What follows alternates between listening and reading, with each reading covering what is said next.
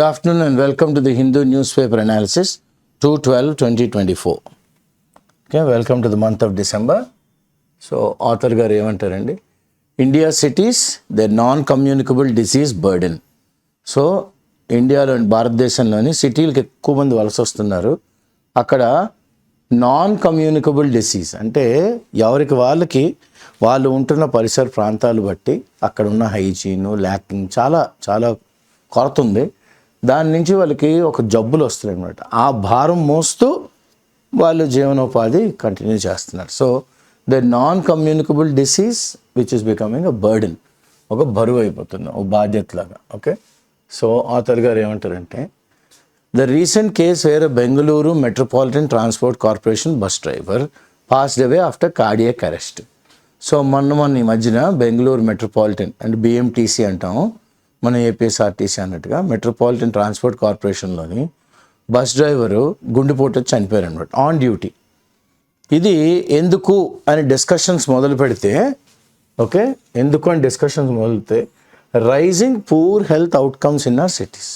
అంటే సిటీస్కి వచ్చినప్పుడు పల్లెటూరు నుంచి జనాలు ఇక్కడ ఏదో జీవనోపాధి అయితే ఉంటుంది, కానీ ఇక్కడ హెల్త్ ఆరోగ్యం అన్నది క్షీణించకపోద్ది. ఎందుకంటే అంత పొల్యూషన్, ఓకే, అండ్ వాళ్ళ ఆర్థిక స్తోమతలు బట్టి వాళ్ళు రిఫైన్డ్ ఏరియాస్లో ఉండలేరు.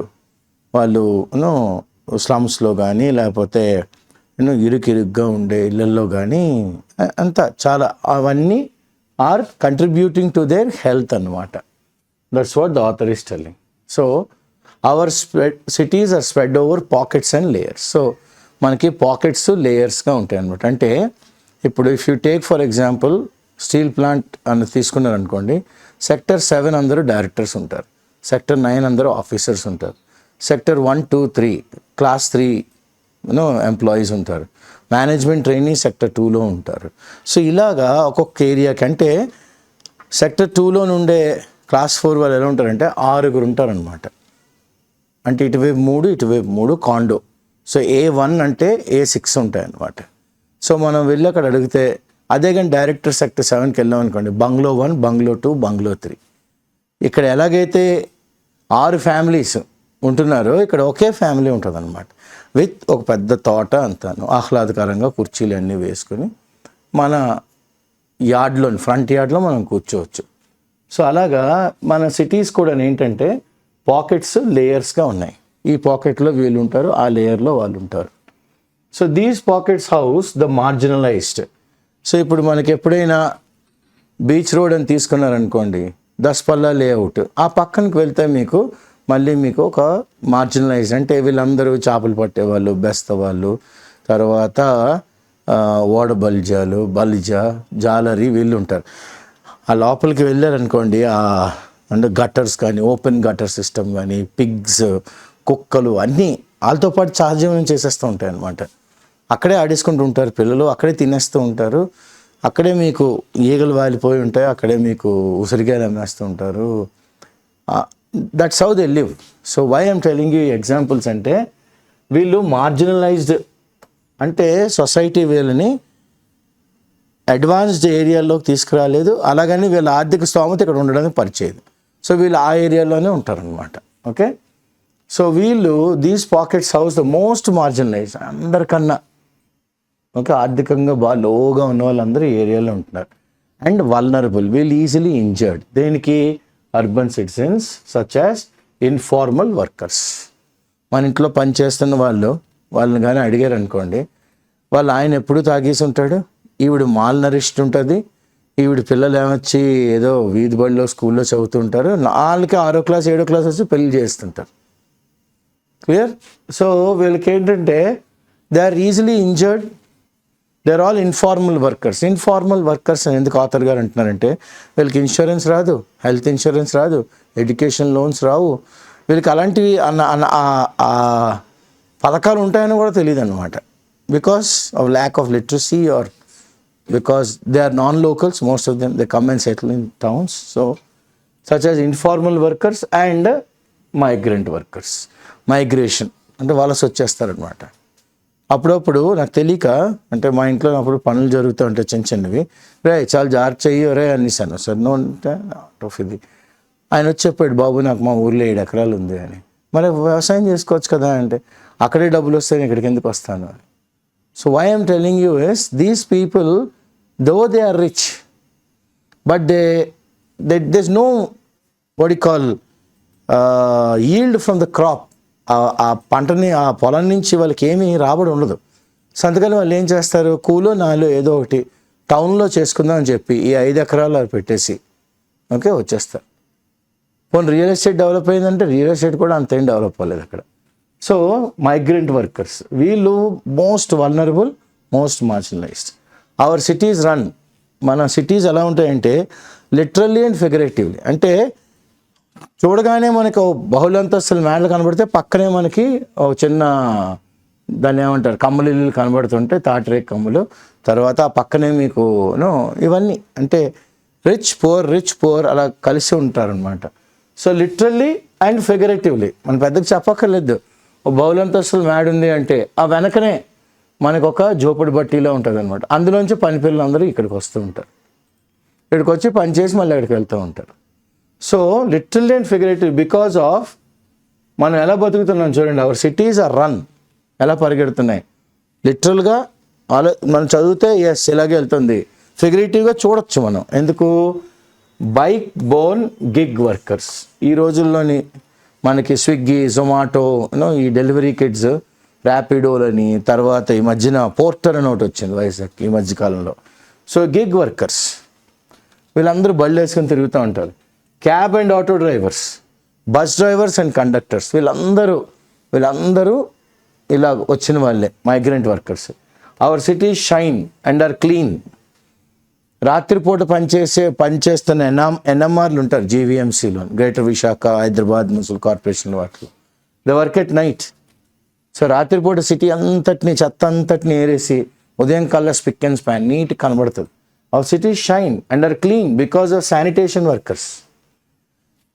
ఇది లారీ 8 గంటల లోపల వెళ్ళిపోవాలి సిటీలోంచి అవుట్స్కర్ట్స్కి. 8 గంటల తర్వాత కానీ వస్తే ఆ డ్రైవర్కి ఫైన్ కూడా వేసిస్తారు. ఎందుకంటే అందులోంచి వస్తున్న వాసన అసలు తట్టుకోలేమన్నమాట. కానీ అందులో డ్రైవర్ ఉంటాడు, ఒక అసిస్టెంట్ డ్రైవర్ ఉంటాడు, ఒక ఆయన ఇంట్లో అంత చెత్త తీసుకుని అందులో వేసి తొక్కుతూ ఉంటాడు దాంట్లోని. వాడు నిలబడతాడు హ్యాపీగా. అంటే ఆ వాసన ఎలా పీలుస్తాడు దేవుడికే తెలియాలి. Okay, so our cities are clean, the shine and sanitation workers. వీళ్ళు చూడండి ఎంత బాగా అన్నారు, they are awake before the city does. నగరం అంతా మేల్కొనే ముందే వీళ్ళు మేల్కొంటారనమాట. మేల్కొని they clean the roads, they clear the garbage. రోడ్లు క్లీన్ చేస్తారు, చెత్తకుండీలన్నీ క్లీన్ చేస్తారు. ట్రాన్స్పోర్ట్ ద గార్బేజ్, అంటే ఈ గార్బేజ్ని వ్యాన్లకు ఎక్కించి పట్టుకెళ్ళిపోతారు కూడా ఊరు అవతల డంప్ యార్డ్స్కి. ఎక్కడికి? సార్టింగ్ స్టేషన్స్, తడి చెత్త, పొడి చెత్త. ఆ తర్వాత వేస్ట్ ల్యాండ్స్, ఎక్కడెక్కడైతే చెత్తలు అంటే పనికిరాని బంజరు భూములు ఉన్నాయో అక్కడ ఈ చెత్తను తీసుకెళ్ళి డంప్ చేస్తారు. ల్యాండ్ ఫిల్కి వాడతారు, లోతట్టుని పైకి చేసి హైవే రోడ్ ఎక్స్టెన్షన్ అప్పుడు. వైల్ స్టేయింగ్, ఇన్ని అంటే మామూలుగా ఎవరు ఇలాంటి పనులు చేయరు, కానీ వీళ్ళు చేసి స్టేయింగ్ డిప్రైవ్డ్ ఆఫ్ హైజీన్. వీళ్ళు ఎత్తడానికి సరిగ్గా అంటే ఈ మధ్యన ఇస్తున్నారు కానీ గ్లౌజ్ ఉండవు. కొన్ని గ్లౌజ్ ఉంటే ఒక కాటన్ గ్లౌజ్. ఆ కాటన్ గ్లౌజ్ ఈ చెత్త అంతటి పట్టుకుంటే ఆ నీళ్ళన్నీ ఉండిపోయి ఇంకా ఎక్కువ చెత్త అయిపోతుంది. అంటే వేళ్ళు ఇంకా పాడైపోతాయి. ఆ కంపు పోదు, స్కిన్ లోపలికి వెళ్ళిపోద్ది. దాన్నే చేతులు కడుక్కుంటారు, భోజనం చేస్తుంటారు, టీలు తాగేస్తూ ఉంటారు. So while staying deprived of hygiene, ఆరోగ్యం డిప్రైవ్డ్, న్యూట్రిషన్, మంచి ఫుడ్ ఉండదు. ఎప్పుడు? ఎట్ వర్క్ అంటే వాళ్ళకి ఒక టీ, మధ్యాహ్నం ఫుడ్ వాళ్ళు తెచ్చుకుంటారు, మళ్ళీ సాయంత్రం టీ, అంతే. That's what they get. Okay, అది వాళ్ళ ముఠా మేస్త్రి ముందే చెప్పేస్తాడు. And that is how they work. So most of them are not on contract. సో వీళ్ళెవరు కాంట్రాక్ట్ మీద ఉండరు కనుక వీళ్ళకి హెల్త్ ఇన్సూరెన్స్ ఉండదు. వీడేం కాంట్రాక్ట్ వర్కర్ కాదు, వీడు N M R, nominal muster rule. So నిన్నే తీసుకుంటాను అలా పలానా పనికని ఏం లేదు. ఇవాళ వస్తారు, 6 నెలలు చేస్తారు, వెళ్ళిపోతారు, ఇంకోటి వస్తారు. So these are not on contract and without health insurance. వీళ్ళకి హెల్త్ ఇన్సూరెన్స్ కూడా లేదు. గవర్నమెంట్ కొన్ని పద్ధతులు, విధానాలు, చట్టాలు తయారు చేసింది, కానీ దాన్ని అసలు పక్కన పడేయవచ్చు. అంటే పోర్ ఇంప్లిమెంటేషన్, పెద్దగా దాన్ని ఏం పట్టించుకోవట్లేదు. As we discuss this, India has a national communicable diseases. మనం మాట్లాడుతుండగా India has a national communicable diseases surveillance policy. అంటే ఇది సరిగ్గా అమలు పరుస్తున్నారా లేదా అని వాళ్ళ మీద సూపర్వైజరీ ఒక చట్టం ఉందన్నమాట నేషనల్ కమ్యూనికబుల్ డిసీజ్ మీద.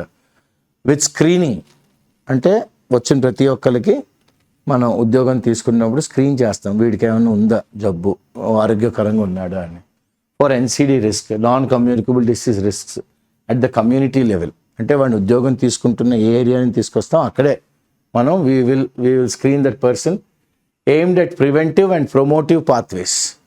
ఒకవేళ ఎందుకు ఇది చేస్తున్నాం అంటే ప్రివెంట్ చేయడానికి అండ్ మనం ప్రమోట్ చేస్తున్నాం. ఏంటి, ఒక మార్గం చూపెడుతున్నాం, బాబు మీరు ఎన్సిడి కేర్ తీసుకోండి అండ్ ట్రీట్మెంట్ పాత్వేస్.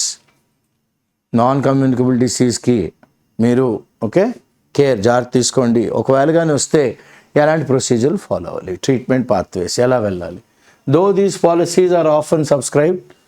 ఈ చట్టాలని చాలా తరచుగా మనకి సబ్స్క్రైబ్ చేసిన మనం చెప్పినప్పుడు కూడాను from global bodies they are poorly implemented. Implementation మాత్రం అమలుపరచడం మాత్రం చాలా చాలా దయనీయం అన్నమాట. Health systems in urban areas are over burden.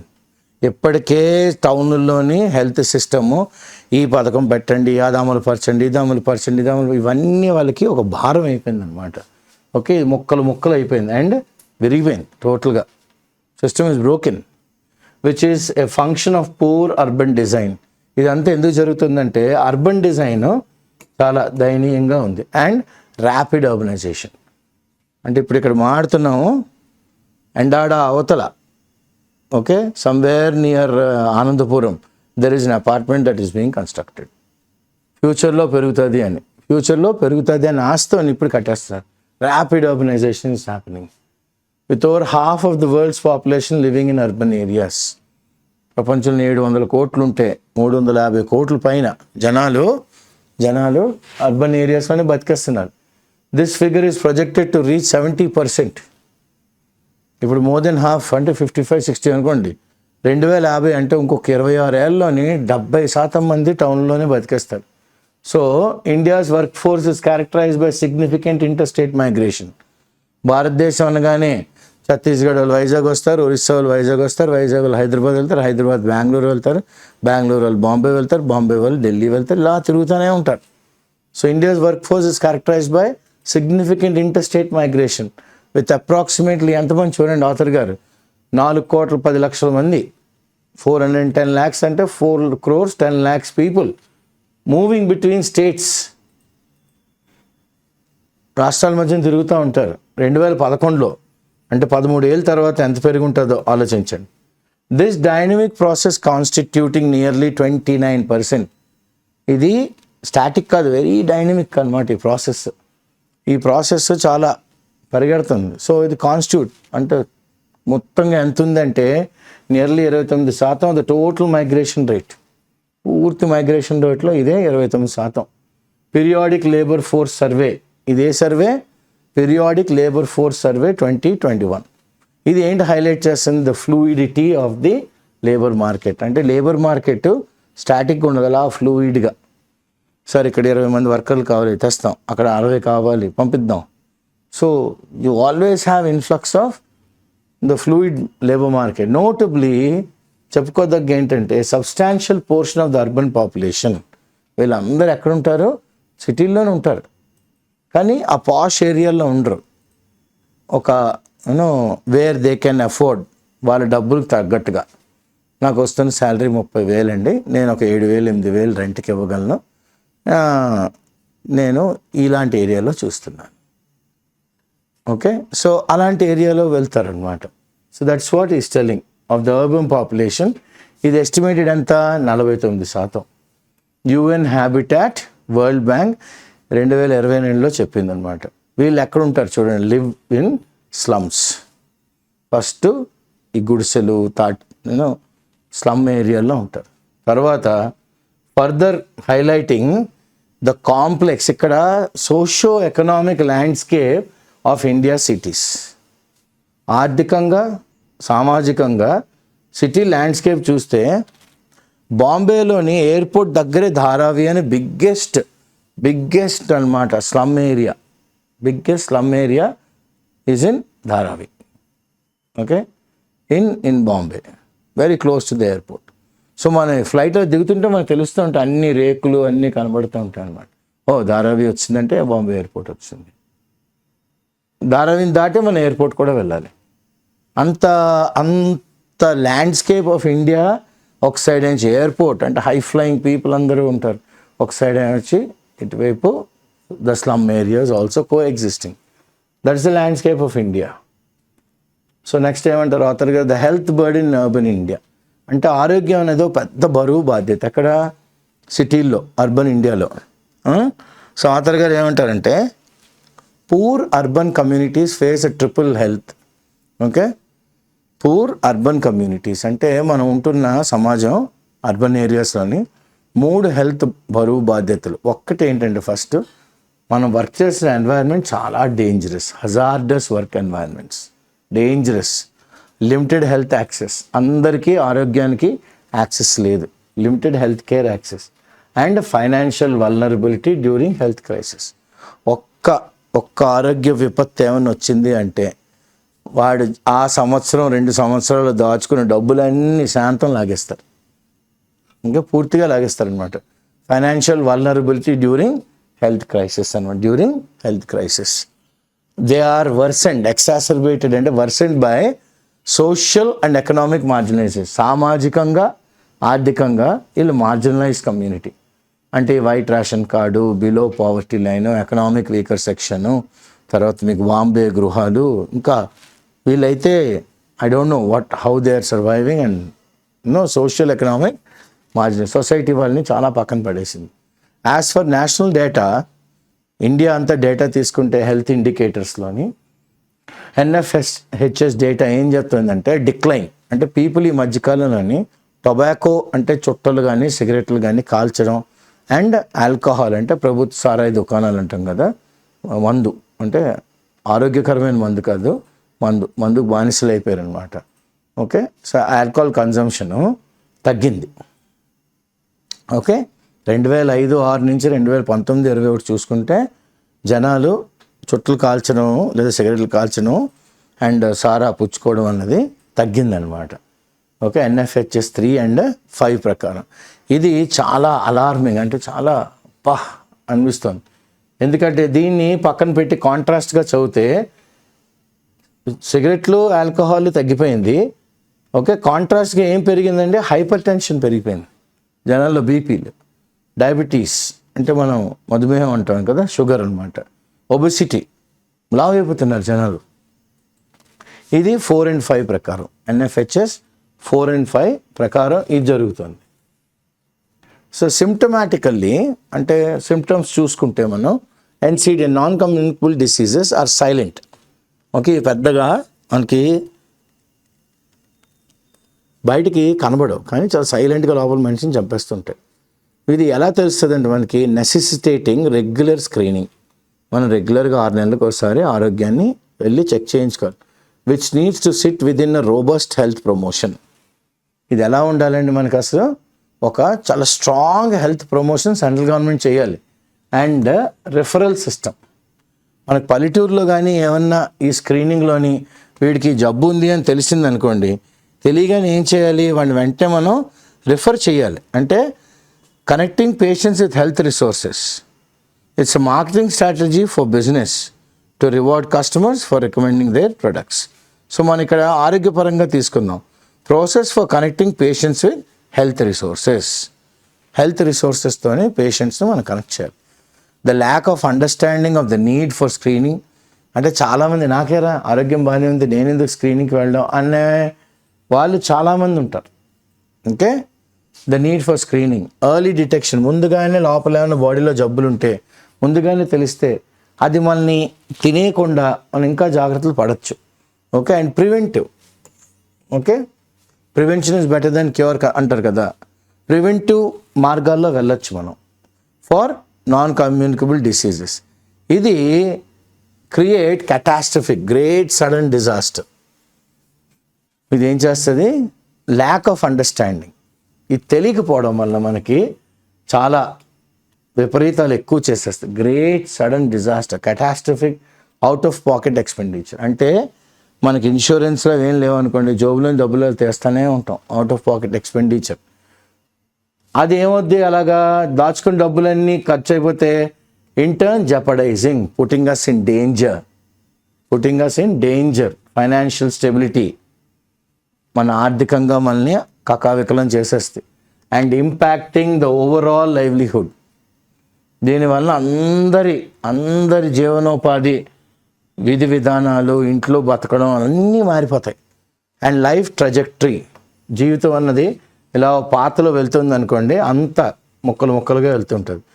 ఆయనతో పాటు ఇప్పుడు ఆ వ్యక్తితో పాటు ఫ్యామిలీ కూడా చితికిపోతుంది అనమాట. So the writers experience working with, ఈ ఆథర్, ఈ అమ్మాయి రాసినప్పుడు ఈ బైలైను ఆవిడ పర్సనల్గా ఎక్స్పీరియన్స్ చేశారనమాట. ఎవరితో వర్క్ చేసింది ఆవిడ, ఈ మార్జినలైజ్ కమ్యూనిటీస్ ఎవరైతే ఇలాంటి ఏరియాల్లో ఉంటున్నారో, స్లమ్స్లోని ఇలాగా. అలయన్స్ విత్ ఇది దేంతో పాటు లైన్లో పడింది, fundamentals of social determinants of health. Okay, ఇది basic fundamentals of social determinants of health. సొసైటీలోని ఏంటి కొలమానాలు ఒక మనిషి ఆరోగ్యానికి.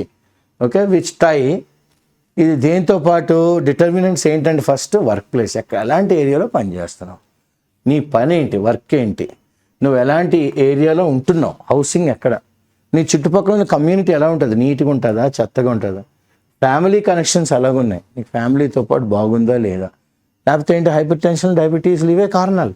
ఓకే, హెల్త్ అవుట్కమ్స్ ఇవన్నీ ఆరోగ్యానికి తోడ్పడతాయి, మంచి ఆరోగ్యానికి. So health in marginalise communities, ఈ ఎవరైతే సొసైటీ పట్టించుకోవట్లేదో అక్కడ ఉన్న జనాల హెల్త్, ఓకే, స్టెమ్స్ ఫ్రమ్, అది ఎక్కడి నుంచి అసలు వచ్చిందండి వాళ్ళ ఆరోగ్యం, సోషల్ ఐడెంటిటీ.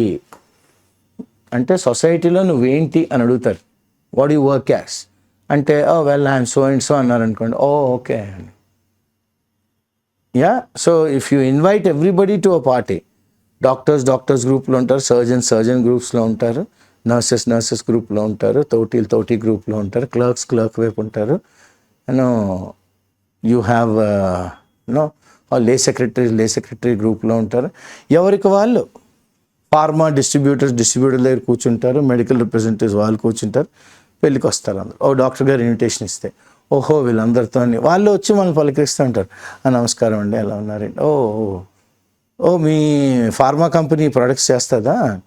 ఇంకా ఆఫీస్ వాళ్ళు అయితే వాళ్ళు వస్తారు, సేమ్ వాళ్ళు ఇంకా ఆఫీస్లో ఉన్నట్టే అనిపిస్తుంది వాళ్ళు కూడా పెళ్ళిళ్ళకి వచ్చిన. ఎందుకంటే ప్రొఫెసర్ని చూడగానే, ఆర్ సర్జన్ని చూడగానే, ఆర్ సూపరింటెండెంట్ చూడగానే, సార్ బాగున్నారా సార్ అంటారు. కానీ మనం భోజనం చేస్తున్న వైపు రారు, వాళ్ళకి ముందే వాళ్ళకి చెప్పేస్తారనమాట, ఇటువైపు డాక్టర్లు అందరూ భోజనం చేస్తున్నారు, అటువైపు అందరూ ఆఫీస్ అసిస్టెంట్లు, ఇటువైపు లే సెక్రటరీ గారు, మీరు అందరూ అటువైపు భోజనం చేయండి. డ్రైవర్లకు వేరే చోట పెడతారు. I'm not joking, this is how normally the society functions in a wedding. So నీ సోషల్ ఐడెంటిటీ ఏంటి, ఫస్ట్ నువ్వేం చేస్తావు, నెక్స్ట్ నీ పని ఏంటి, నీకు ఎంప్లాయ్మెంట్ ఏంటి, అసలు అన్ని ఆ పనిలోని నువ్వు ఏ పని చేస్తున్నావు, ఎంప్లాయ్మెంట్ ఏంటి, నువ్వు ఏ భాష మాట్లాడుతున్నావు, ఎక్కడి నుంచి ఇక్కడికి వచ్చావు, మైగ్రేషన్ స్టేటస్ ఏంటి. ఓకే, ఇవన్నీ ప్రైమరీ హెల్త్ సిస్టంలోనే ఉంటాయన్నమాట. ప్రైమరీ హెల్త్ సిస్టంలోని all these are included in a country whose foundation of health system. మన దేశం ఆరోగ్యం అనే వ్యవస్థ, దానికి పునాది ఒక స్ట్రాంగ్ ప్రైమరీ హెల్త్ కేర్. దేని మీద కూర్చునింది, strong primary health care. It is problematic, ఇప్పుడు దానికి కష్టం వస్తుంది, that the availability and access to publicity run primary health care.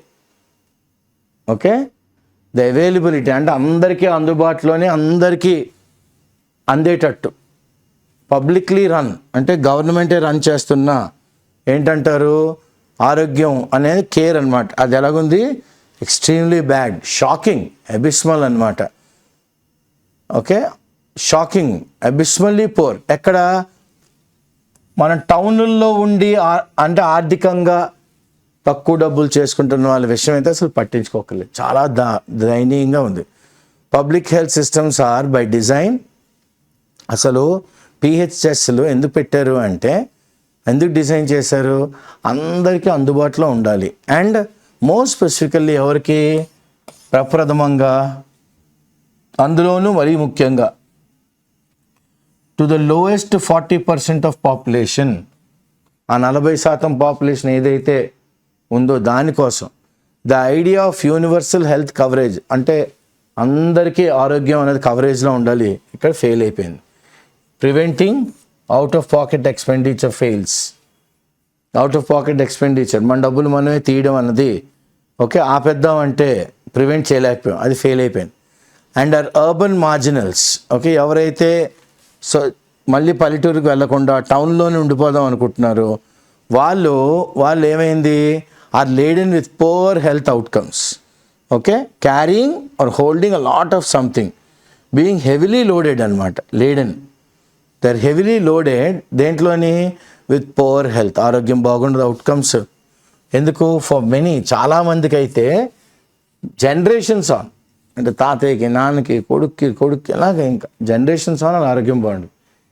ఇలా ఉండడం వలన మనకి తక్షణంగా ఏం చేయాలంటే, you should have an active dialogue. కూర్చుని చర్చించుకోవాలి బిట్వీన్ ఎవరు? ఎంప్లాయర్స్, ఎవరైతే ఉద్యోగాలు ఇస్తున్నారో, municipality, traffic system, schools, health systems, ఇవన్నీ కలిసి కూర్చోవాలి. 5 కూర్చుంటేది కానీ అవదు.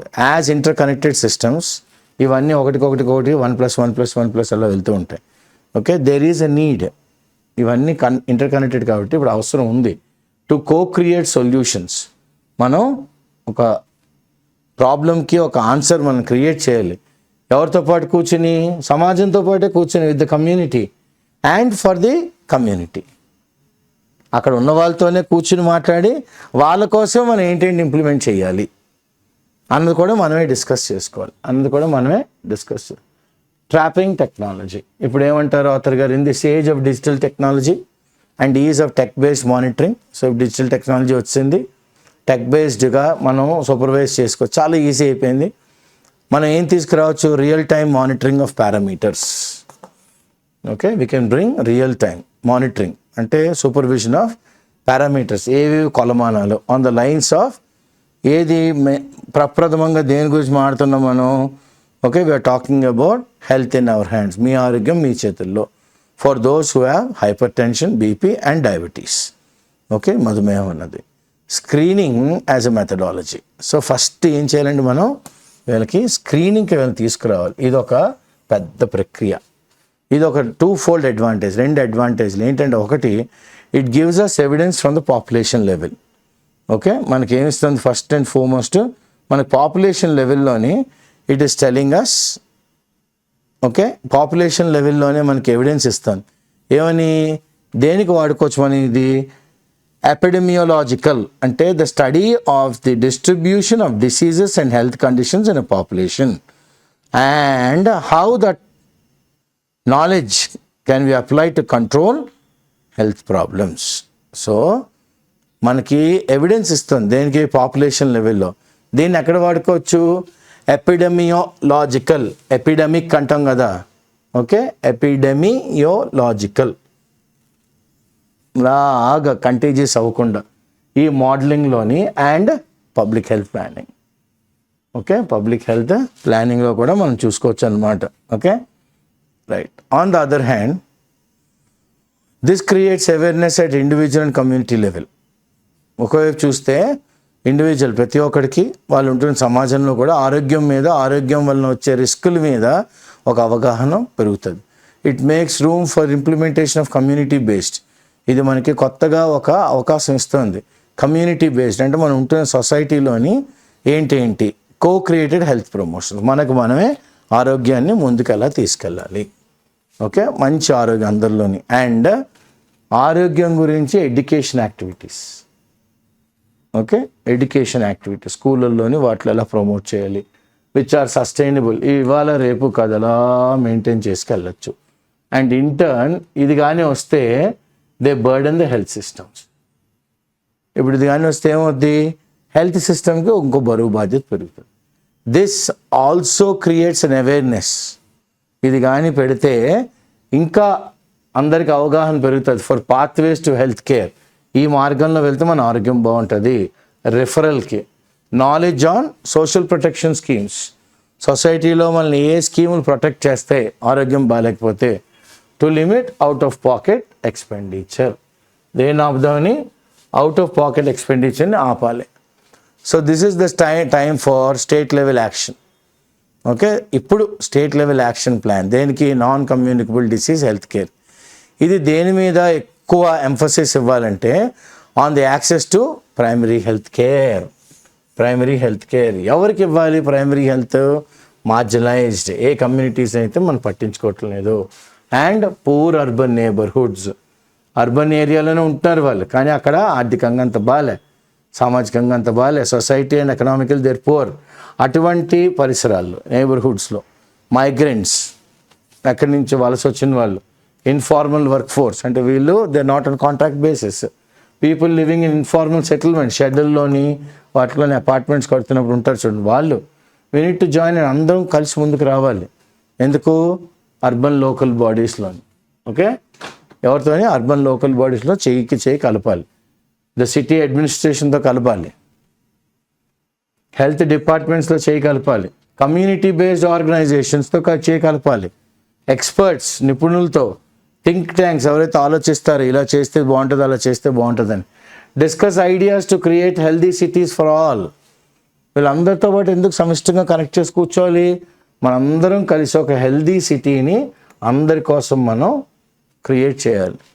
Okay, this should also lead to a scaling up. You have to grow of ideas for community led scaling up. ఇంకా బాగా ఆలోచనలు రావాలి. కమ్యూనిటీ లెడ్ అంటే సొసైటీ ముందుకు తీసుకెళ్ళాలి, లీడర్షిప్ కమ్యూనిటీ బేస్డ్. ఎక్కడ ఇవన్నీ చేయాలి? మనం ఉంటాం సమాజంలోనే. Non communicable disease surveillance systems, monitoring systems ఎవరికి? ఫర్ మార్జినలైజ్డ్, ఎవరినైతే మనం పట్టించుకోవాలి, ఆర్థికంగా వీళ్ళు చాలా డౌన్ అనమాట వీళ్ళు. ఓకే, ఇలాంటి అర్బన్ సెటిల్మెంట్స్ ఏరియాలో అన్నిటిల్లోని. Okay, so marginalized, the very poor or neglected, వీళ్ళని పెద్దగా పరిగణనలోకి తీసుకోవట్లేదు society. Vulnerable, easily injured,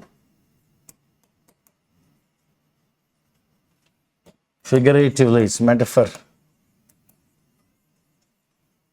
ఉత్ప్రేక్షాలంకారం, backbone, use of two wheelers ఎక్కువ వాడుతున్నారు, fluidity, always moving, exacerbated, worsen, juxtapose, put side by side for contrast.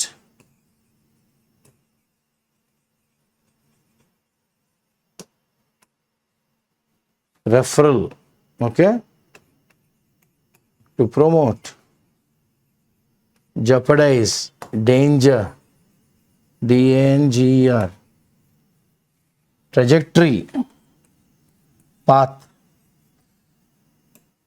abysmal, appalling, shocking, very bad,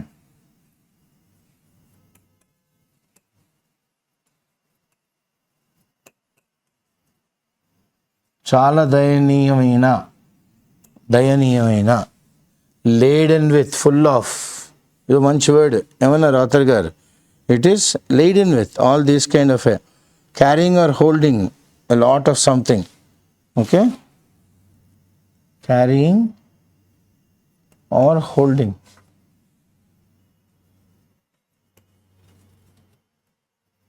A lot. Scaling is to grow. Let us scale up the business. Let us grow the business. Yeah, this is how this article is. So non communicable disease అన్నది ఒక పెద్ద issue అయితే ఈ రోజుల్లోనే urban సెటిల్మెంట్స్లోని, because of migrants, because of health conditions, socio economic conditions, and how these people are marginalized and how the policies are there but not being implemented properly. So వీళ్ళకి అవగాహన, awareness అన్నీ create చేయాలి అని author గారు చాలా చాలా అంటే this article talks about that India is not shining as much as they're saying that India is shining, because the kind of areas that we see, refined areas, adjacent there are, wretched areas, you can say abject poverty they stay in. So it's quite a contrast, and sometimes we feel that we should thank God for being blessed. We are more fortunate and they are less fortunate. Clear? So this is what I mean. And all these things are, what are they studying about? They're studying about the epidemics. So epidemiological, study about what? Study about the diseases, epidemics, the contagious diseases that spread. Study about the contagious disease is what the author is telling. Contagious antuvyadi. Okay. So I thank Mamta. I also thank Savita and Subhash for the slides. My colleague Shankar for recording these classes. I am Srinivas Pulyapudi. With the patronage of IUC Hyderabad, we get these classes to you. Welcome to the month of December. Any kind of suggestion, please feel free to post it. Thank you.